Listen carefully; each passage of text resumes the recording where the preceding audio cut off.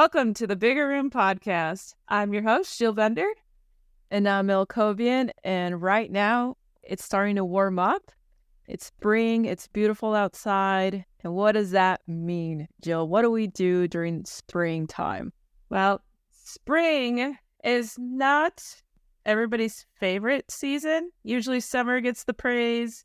Fall has, warm coffee drinks and flannel shirts and jeans, and everybody gets excited about that. I have always loved spring, and people would always make fun of me for it, but I love spring because people start coming out of their house. Everybody starts getting happier. The sun is shining more. You can get that fresh air. You can get that vitamin D, and I love spring. But right now, we have a very unusually warm and early spring here. I'm in the Chicagoland area, and we are not supposed to be kayaking and biking in the end of February and March. So this is the perfect time. Mel brought this episode idea, and we definitely want to get this to you guys now because we're going to see an early spring and an even earlier summer. Yeah. What's this episode about, Mel?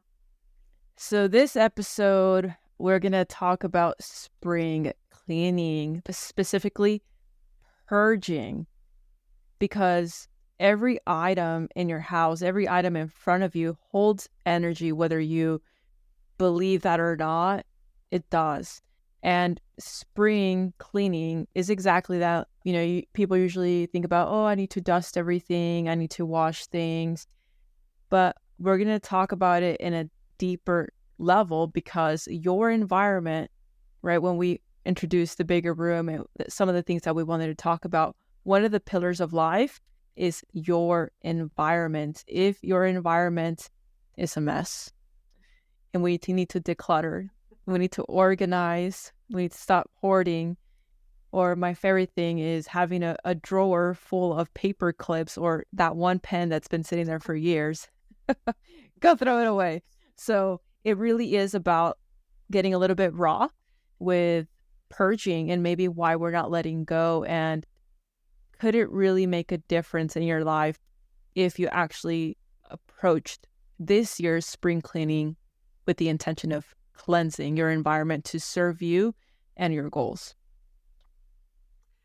So now, Jill, before we get into it, did you grow up with a junk drawer in your house? Was it called a junk drawer? Does anybody have a junk drawer? Please let me know. Yeah, I love it. I did. And I've been to other people's houses, and either they have one and they know exactly what I'm talking about, and they usually laugh because we have a junk drawer.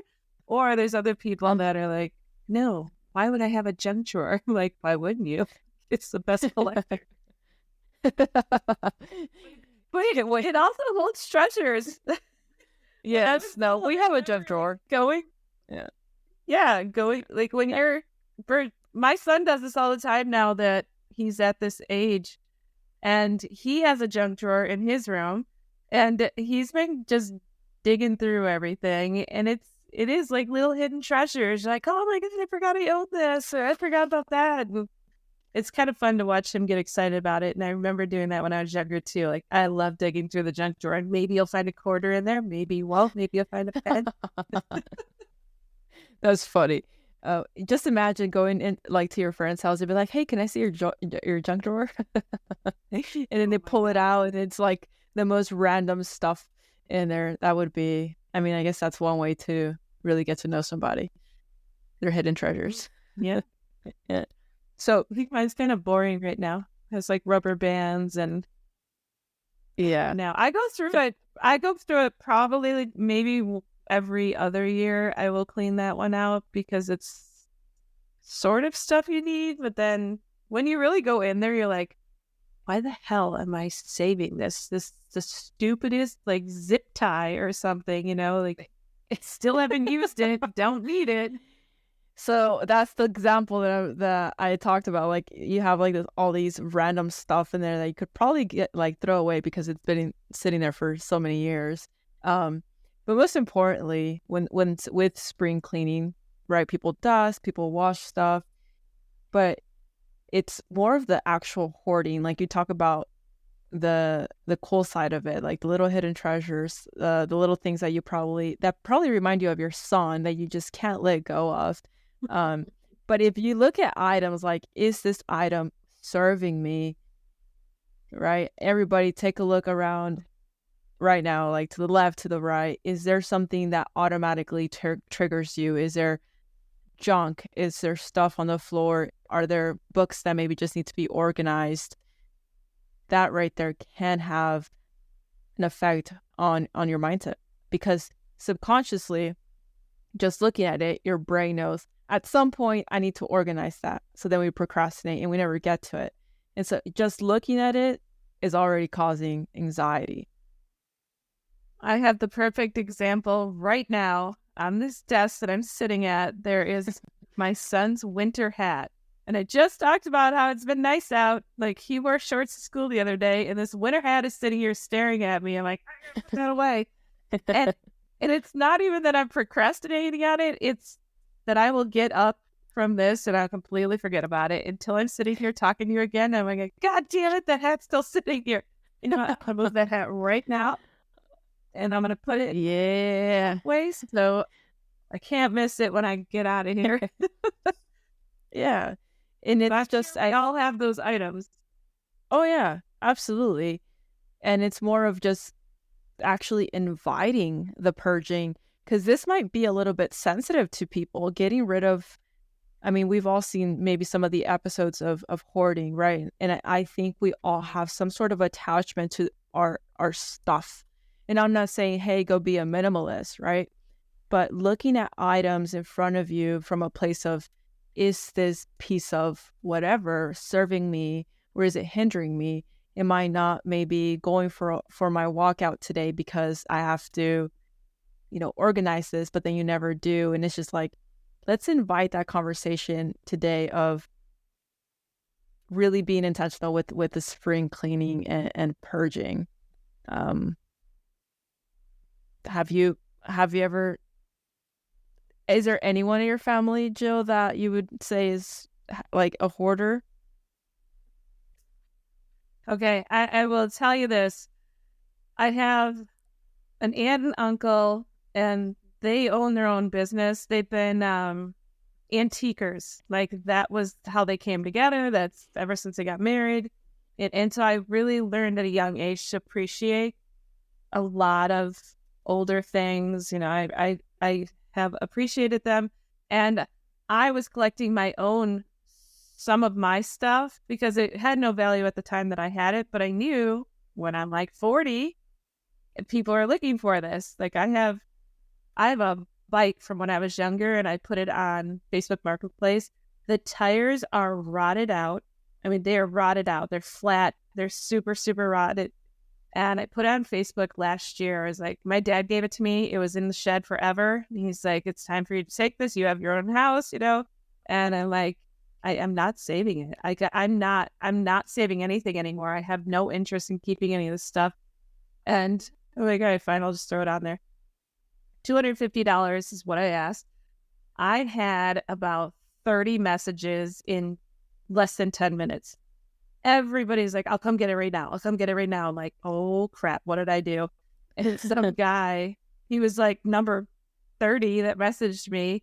And I said, hey, yeah, I have like 30 people in front of you. I can tell you, I definitely am not going to have it by the time I get to you. So sorry, I don't even know why I replied to him first. And he said, yeah, you listed that bike so cheap. That's why you have 30 people in front of me. He's like, you should have listed it for about $1,000. I'm like, are you kidding me? He's like, no, you could probably even list it for $1,500. And I'm like, shit. He said, delete the listing. Just don't even sell it. Don't sell it. I mean, wait. Yeah. And I'm like, thank you so much. And he's like, yeah, no problem. And yeah, that's a good guy. Yeah, it was. Yeah, I really appreciated him. And I told him that. And why was I telling you this story? But, okay, so my family, I had, I appreciated older items. But my whole family does. And they've made my aunt and uncle, they made a business out of it. They clean out houses. They get paid for cleaning out houses, and then they sell stuff on eBay. And there's cool ass stories that my uncle has told me, like the second phone that Alexander Graham Bell had ever made, they found in a basement. I mean, stuff like, yeah, like crazy cool finds. Yeah, it's so awesome. I love the stories. Wow. There's a bunch of stories like that. But like the I don't remember what the name of the brand of the teddy bear is. The first one that came out, like the Teddy Roosevelt Days or whatever. They had found one of the teddy bears, but like the eye was missing, the stuffing was all gone, the material, like the soft furry was so matted and disgusting. It just looked like a rag at this point. But they have the eye for this, and they knew that this was, one of the originals from whatever the company was. And he's like, whatever, I'll throw it on eBay. He'd started really cheap with allowing people to bid. And the next morning, I think he had sold, like it ended up, he did like a 3-day sale or whatever, but he went down and checked it the next morning, and it was already at like $1,500 before. With Wow. this rag. And I don't know what he ended up selling it for. I can't remember. Yeah. And so people buy that, and then they'll get it restuffed and make it nice and everything. But yes, a lot of cool stuff. So I was really big into that. But now, I was just telling Mel before we got on, I saved all this stuff thinking it would have value as it got older, and some of it has. But I definitely lost that passion of, being able to sell any of it for a good price. I don't really even want to go after that anymore. And a lot of it I saved for when I had kids. And now I have a kid, and some of the stuff he has no interest in, or I'm a girl and he's a boy and he doesn't want like Care Bears or whatever I got, from when I was little, and it was girl stuff. And I had to step back and look at it. It was probably in the last 5 years, I'd say, where I'm like, who am I saving this for now? Like I already hit that milestone in my life where this is the kid I was waiting for. And if that stuff has no interest to him, I'm like, why Hold on to clutter up my space? Yeah. So I've been purging like crazy. Wow. And do you ever feel any resistance, or are you can get pretty raw, like with yourself with, Joe, what are you doing? You don't need this. Donate it or give it away, sell it. My hardest part right now, I definitely don't feel like I get resistance from my family a little bit, actually. Interesting. Yeah, like my brother thinks I sell everything, and he doesn't want me to have anything from like the family stuff. He's like, well, Jill's just going to sell it. She's just going to sell it. And I'm like, actually, I can give a shit about it now. Like, I don't even want to, it's not worth my time to sell it. It's not going to make me a millionaire. I'm not doing it. Yeah. But no, I don't really feel like I have maybe a little tiny resistance will pop in my head. Like, you've saved this for so long. Why is it bothering you now? Or, the hardest part that I have, I just donated this Mickey Mouse, like dancing Christmas Mickey Mouse. I literally just donated it today. Oh, wow. And and I brought it to Goodwill. Like, this is the hardest part I had with it is that I bought that when my son was little, and it's old. Like, I think it's from like when I was younger. So it's from like the 80s or 90s. And I remember paying like $35 for it, which was a lot for a used, stupid singing Christmas thing. And I drove far to get it, and I got it, and he doesn't even work that well. And I'm sick of him. And my son's not into Mickey anymore, and it's just, I don't love it. It's not that cute. So I'm like, what do I do with it? I don't want to sell it. I don't want to go through the trouble of selling this. Like, I'm fucking donating it. Like, I'm done. I don't want to hold on anymore. So when I brought it to Goodwill today, I had a bunch of stuff. I put it all in the bin, and the guy was out there like, this thing is actually like an antique, and I don't really want it broken. I don't want to just shove it in the bin. Do you have somewhere that you can put it that's not going to get all broken? He's like, sure. I'm like, sure, okay, like whatever. It's out of my hands. He's I like, can't think about it anymore. he's like, lady, once you leave, I'm gonna throw that thing. I'm gonna kick it across the room. Yeah. Oh gosh, that That's the hard part. Is that a lot of the stuff I do know is valuable, but I don't want to take the time to do anything with it. right. I'm willing to donate it. Of course, I'm not going to throw it out, but I don't really know that donating is the best place for it. Yeah. And it makes me feel bad. It makes me feel bad. Like I should just put it on Facebook and say, if somebody wants this, come get it. But I also don't want to go through that trouble either. And that's one thing of decluttering. That thing's been staring at me since Christmas. And like, it's got to go. I got to get rid of it now. Yeah. So the fact that, and it's gone. So you've been thinking about getting rid of it for almost 3 months now. And today you actually went.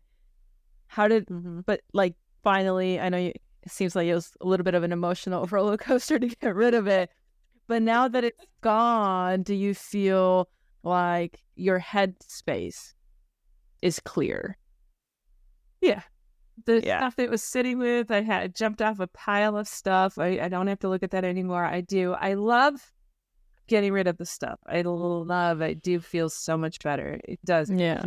You can think better. Yeah, because stuff has energy, and if it's just sitting there, or you know that there's no purpose for it, and it's just, again, just items physically sitting there take up energy because you're looking at it.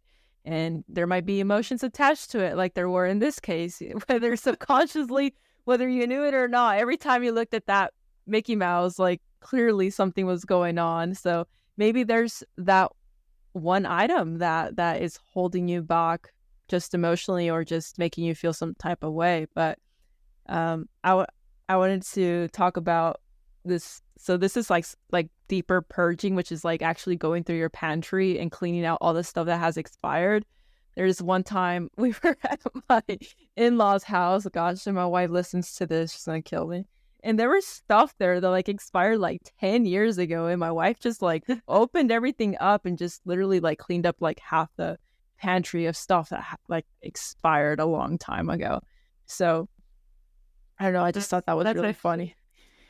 That's even funny that you brought that up, because me and another person in the program, I just called her on, I made chicken fajitas, and I haven't made them in years, and I normally make Spanish rice with it. Like, that's how I've always served it. And I don't really eat a lot of rice anymore, but like, I might have Spanish rice. I don't remember when I would have bought it, but I might have it. It might be like a year old. It's fine. I just don't pick that.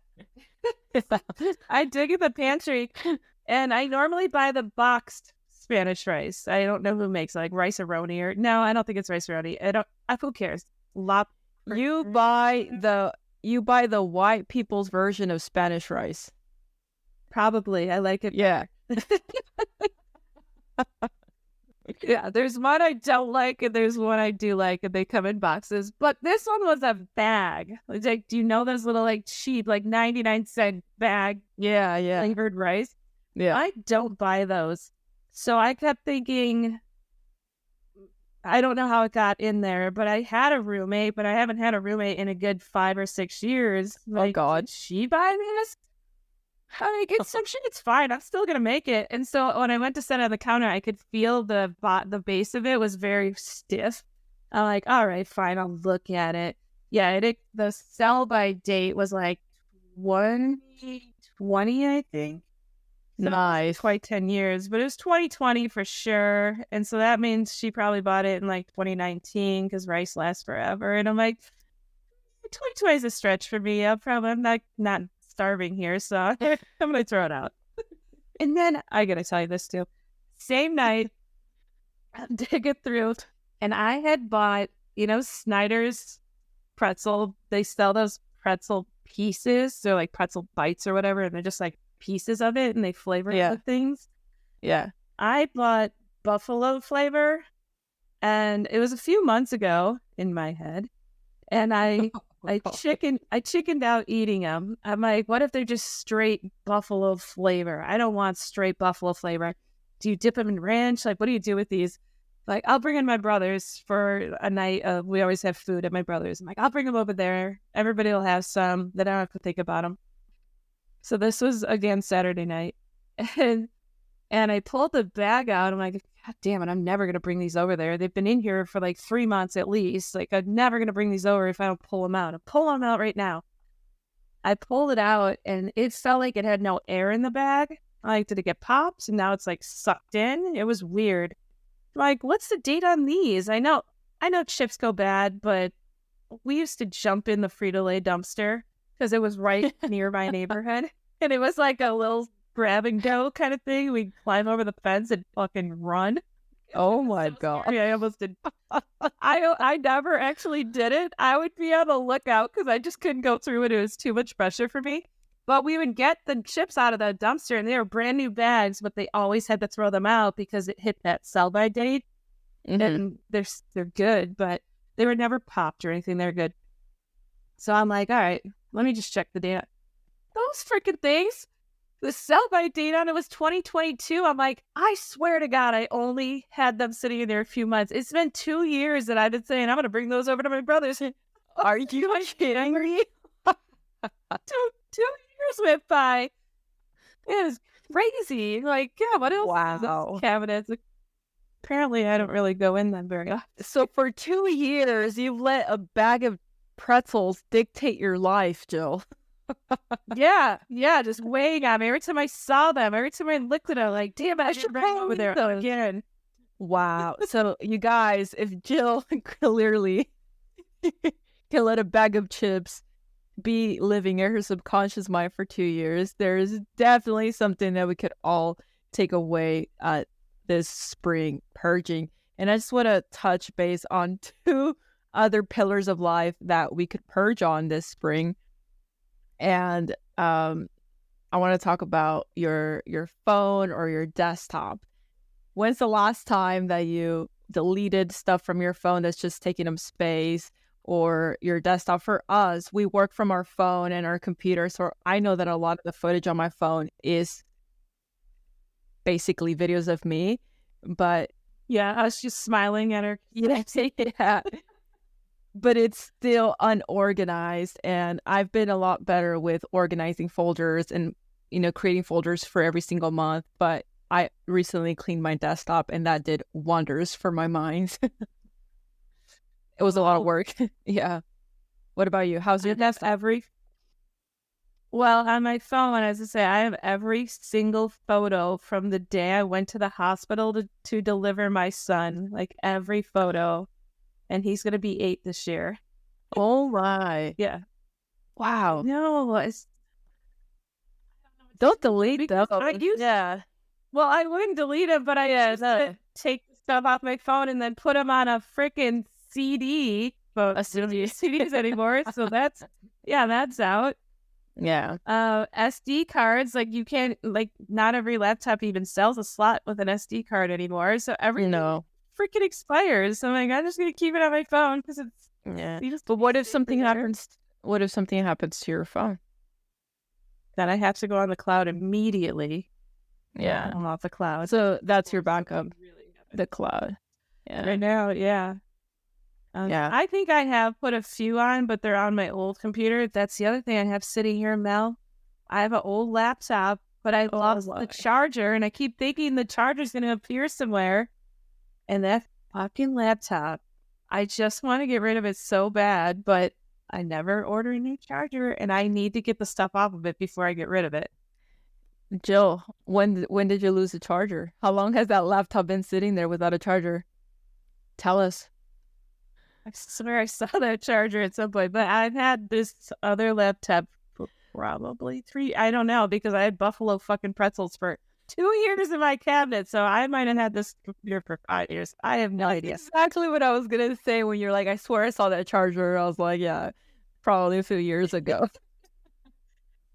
Probably easily 2 years ago. I have for sure had this thing for 3 years, if not more. Yeah. I love the vulnerability. I'm the type of person that my wife loves getting rid of stuff, and we're constantly relocating. So we're constantly kind of naturally purging every time we move. But Yeah. I am the person that as long as stuff is organized on like in one area, to me that's fine. But she sees it as junk and I see it as organized junk. As long as it's organized and it has a place, like I'm good with it. So we definitely have different ideas of junk and organizing junk. I want to redeem myself just slightly, even though it sounds like I'm a freaking mess. I actually am extremely organized.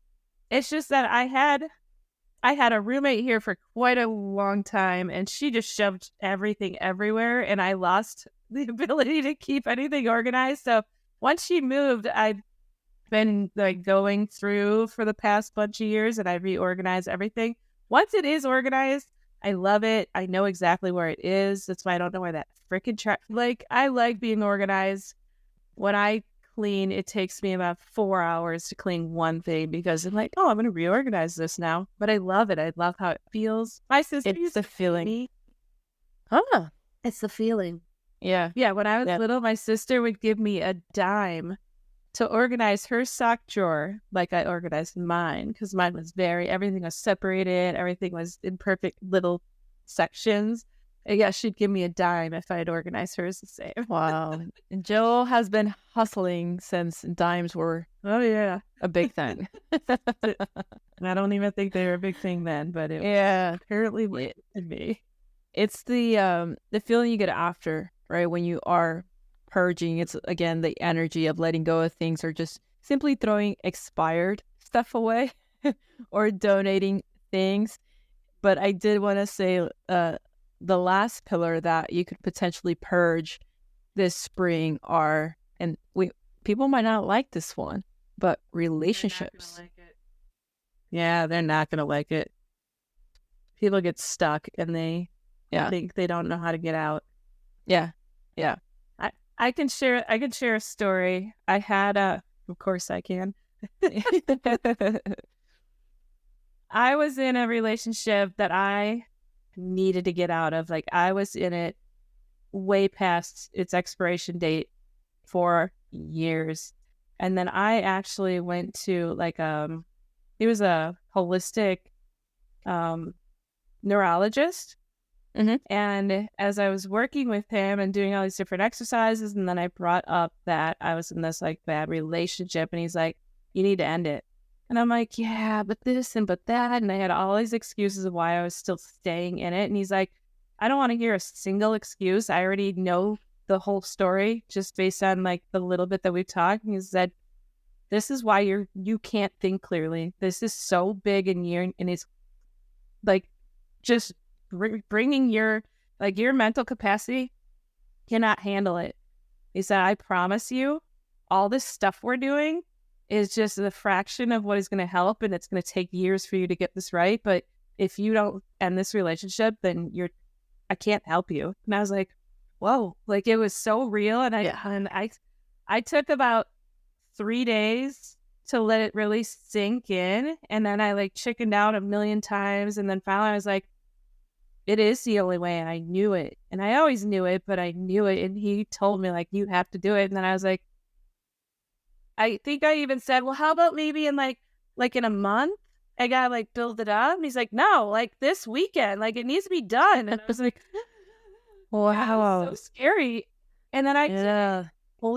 holy crap. Talk about like purging. I could breathe so much better. I felt like I had just dropped this biggest weight off my back. It was incredible. And I could think clearer. It was the best, like one of the best things I ever was told to do in my life. Wow. So there you go. Yeah. That is that is huge. And that's again the one that people might not like that one because like you just said, you technically had someone kind of really push you and help you through it and talk you through it. And a lot of people don't have that kind of advice around them. So everyone, this spring inventory, purge. And I did learn this exercise from the Marie Diamond Show podcast where she says, grab like 3 bags and fill them up. You could donate one, you could throw one away, and I don't know, You could donate one, you could throw one away, and you can gift the other one away. So if you want to do that exercise, go ahead. And even if you're scared, I strongly encourage you to take my story and use it as the person pushing you to get out of a relationship that might be detrimental to your thinking, to your life, to your ability to move forward in life. Because it's big. It's scary as shit, but you will feel so much better in the long run. Double check those pretzels before you eat them tonight. Thank you for tuning in.